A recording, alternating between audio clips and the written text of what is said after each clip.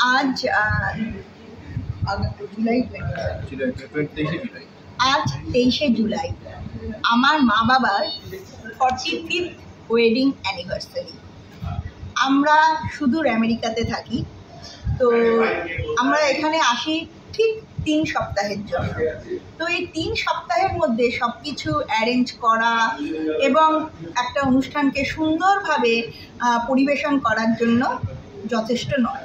তাই আমরা ইউএস থেকে, যেহেতু আমরা অলওয়েজ, আপনারা সবাই জানেন আজকাল ম্যাক্সিমাম ফ্যামিলি গুগল ডিপেন্ডেন্ট, অর্থাৎ গুগলের সাহায্যে তারা যে কোনো জায়গায় যে কোনো জিনিস খুঁজে পায়।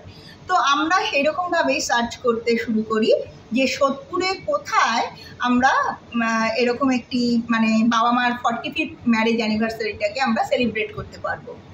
তো এটা সার্চ করতে গিয়ে সবার আগে যেই নামটি আসে আমাদের নিয়ার সোদপুর, সেটা হচ্ছে অশ্মি ব্যাংকয়েট।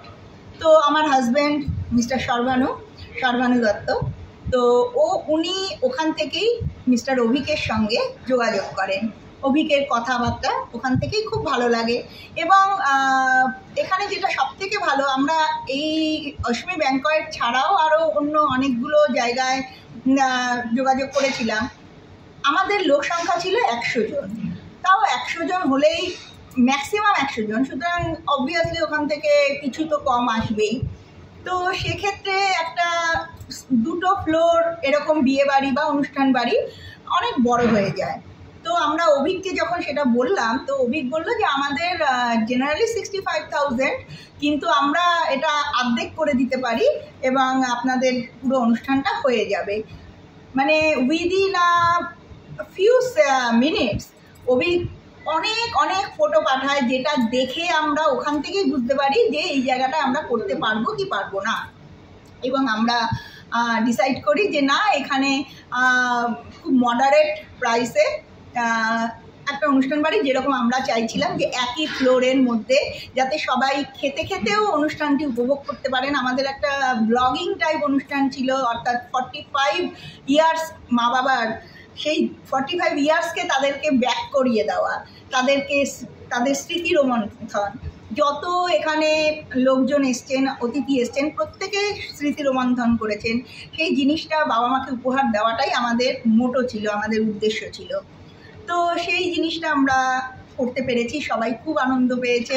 এবং এটা করতে পেরেছি শুধুমাত্র এই অশ্মি ব্যাংকয়েটে অভিক এতটা সাহায্য করেছে। এবং অভিকের সাহায্যের মধ্যে যখন যেটা বলেছে, হ্যাঁ আমাদের অবভিয়াসলি তার জন্য পে করতে হয়েছে এক্সট্রা, কিন্তু অভিক অ্যারেঞ্জ করে দিয়েছে। কালকে রাতে বলেছি আমার একটা লিরিক স্ট্যান্ড দরকার, সেটাও ও অ্যারেঞ্জ করে দিয়েছে। ও খুব ভালো, ভেরি কোঅপারেটিভ, এবং we are very much satisfied with this Oshmi Banquet Hall and all the staffs. প্রত্যেকে খুব কোঅপারেটিভ। আর একটা বড় হচ্ছে যে এখানে যেহেতু ঢোকার রাস্তাটা ভীষণই কনজেস্টেড এবং খুবই কি বলবো, অপ্রীতিকর বললেও কম বলা হবে, নেগেটিভ ভাইব ছিল, কিন্তু সেটা কারোর কোনো রকম প্রবলেম ক্রিয়েট করেনি, বিকজ এখানে ভ্যালে পার্কিং ছিল। ভ্যালে পার্কিংয়ে যেটা সুবিধা হয়েছে যে সবাই গেস্টরা জাস্ট একদম ডোর স্টেপে এসে নেমেছে, তারপরে গাড়ি কোথায় গেল তারা জানে না, কিন্তু ঠিক সময় তারা আবার গাড়ি ফেরতও পেয়েছে। তো আশা করি আপনাদের এই ফিডব্যাকটা নিশ্চয়ই খুব সাহায্য করবে এই অশ্মি ব্যাংকয়েটকে সিলেক্ট করার জন্য। Thank you so much. Thank you madam. Thank you sir. আমি জাস্ট দুটো কথা বলবো যে আমার কাছে বিজনেসের ক্ষেত্রে সবচেয়ে যেটা মেন ইম্পর্টেন্ট, সেটা হচ্ছে কাস্টমার সার্ভিস।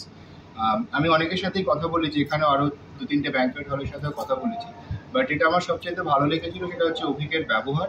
এবং আমি যখনই ফোন করেছি, যে প্রবলেম আছে, সবসময় বলতে হ্যাঁ স্যার আমি ব্যবস্থা করে দেবো, কিছু না কিছু একটা ব্যবস্থা করে দেবো। এবং সব কিছু খুব সুন্দরভাবে অ্যারেঞ্জ করেছে এবং খুব কম সময়ের মধ্যে অ্যারেঞ্জ করেছে, যেটা এবং খুব রিজনেবল প্রাইসে করেছে, যেটার জন্য আমি ভেরি স্যাটিসফাইড।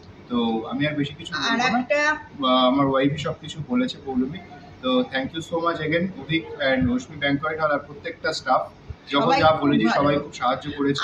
আর একটা জিনিস বলবো যে এই অশ্মি ব্যাংকয়েটে আজকে যে অনুষ্ঠানটি হলো, সেই অনুষ্ঠানটি আমরা পুরোটাই আমাদের ইউটিউব চ্যানেল স্পন্দন ক্রিয়েটিভিটিতে আপলোড করব।